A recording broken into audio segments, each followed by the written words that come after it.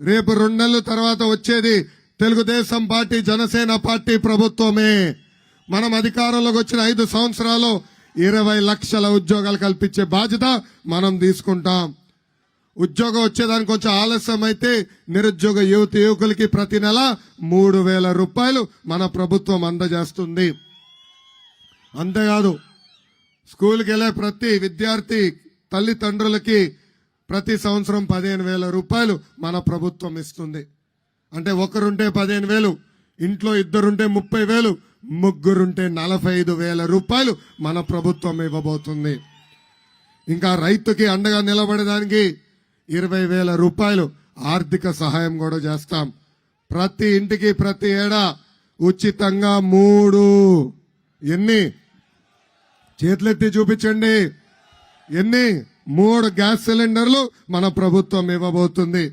ఇంకా 18 నుంచి 59 సంవత్సరాలు ఉన్న మహిళలకి ప్రతి నెల 1,500 రూపాయలు చంద్రబాబు నాయుడు గారు ఇవ్వబోతున్నారు.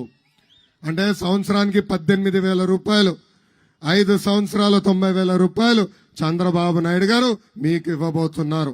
ఇంకా మహిళలు ఆర్టీసీ బస్సులో ఉచితంగా ప్రయాణించే హక్కు కూడా చంద్రబాబు నాయుడు గారు కల్పించబోతున్నారని ఈ సభాముఖంగా మీ అందరికీ తెలుపుతున్నా.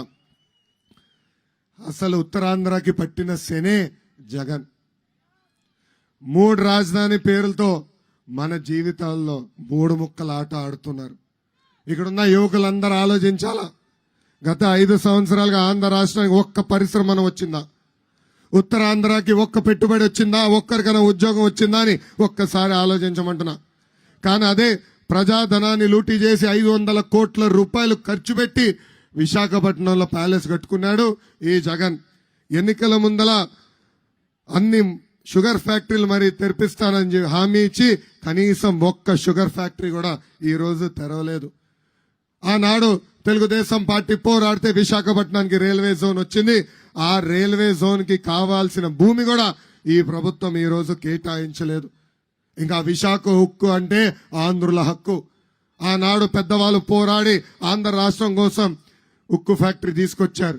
ఇప్పుడు ఏకంగా ఆ ఫ్యాక్టరీ ప్రైవేటీకరణకి సహకరిస్తున్నాడు ఈ జగన్. అక్కడ ఉన్న ఆస్తుల్ని కొట్టేసేదానికి ప్రయత్నిస్తున్నాడు ఈ జగన్. ఉత్తరాంధ్రకు నేను హామీ ఇస్తున్నా, విశాఖ ఉక్కు ప్రైవేటీకరణ చేయనీయం, అవసరమైతే ఆంధ్ర రాష్ట్రమే ఆ ఉక్కు ఫ్యాక్టరీ కొనుగోలు చేస్తుంది.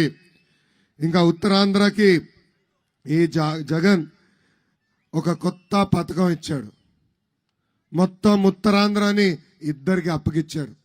మొదటి వ్యక్తి పేరు విజయసాయి రెడ్డి, రెండో వ్యక్తి పేరు వైవి సుబ్బారెడ్డి. వీళ్ళిద్దరు పడి ఒక పందికొక్కులాగా ఉత్తరాంధ్రాన్ని తినేస్తున్నారు.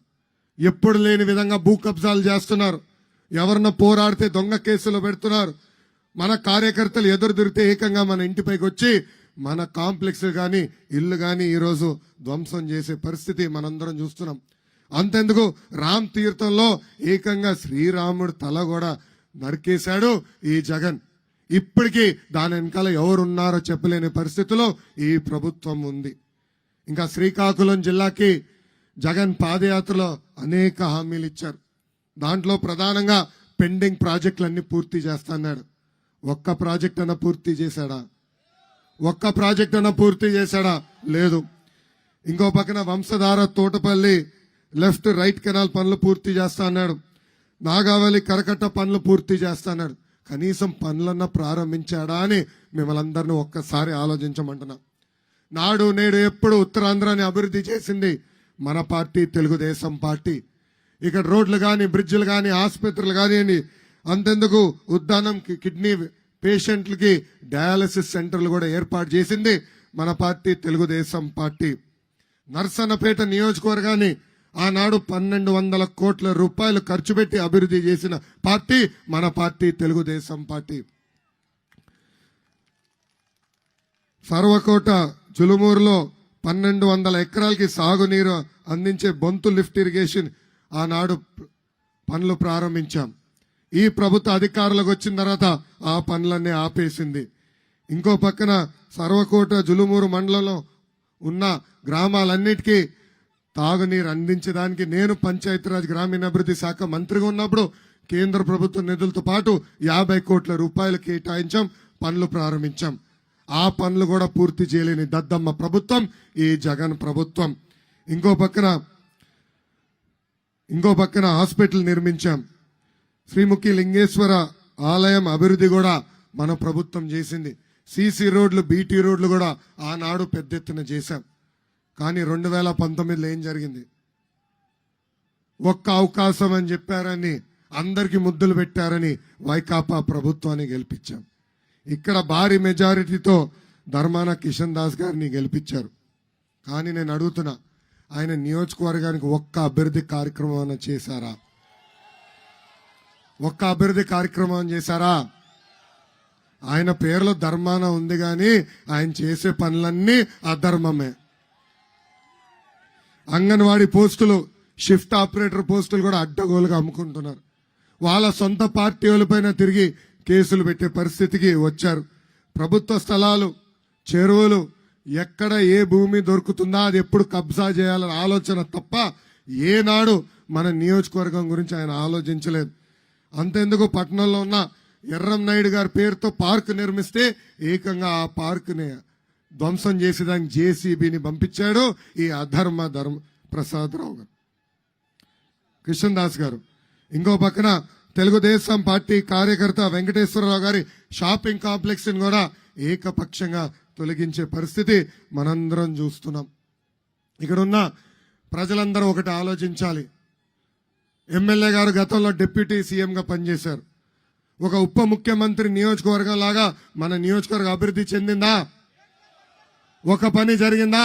ఒక రోడ్ వేశారా? ఒక సాగునీటి ప్రాజెక్ట్ పూర్తి చేశారా? ఒక ఇల్లన్న కట్టారా అని ఒక్కసారి ఆలోచించమంటున్నా. ఇదంతా చూస్తుంటే నాకు ఒకటే అర్థమైంది, అసమర్థుడు ఈ అధర్మాన్ని.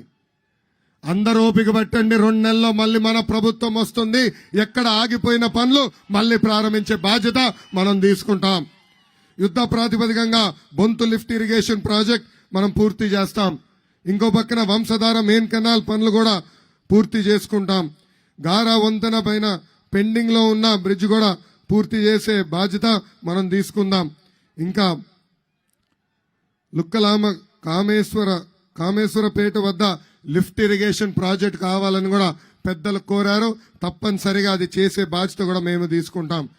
ఇంకా శ్రీముఖ లింగం ఆలయాన్ని కూడా అభివృద్ధి చేసే బాధ్యత వ్యక్తిగతంగా నేను తీసుకుంటానని ఈ సభాముఖంగా నర్సనపేట ప్రజలకి నేను హామీ ఇస్తున్నా.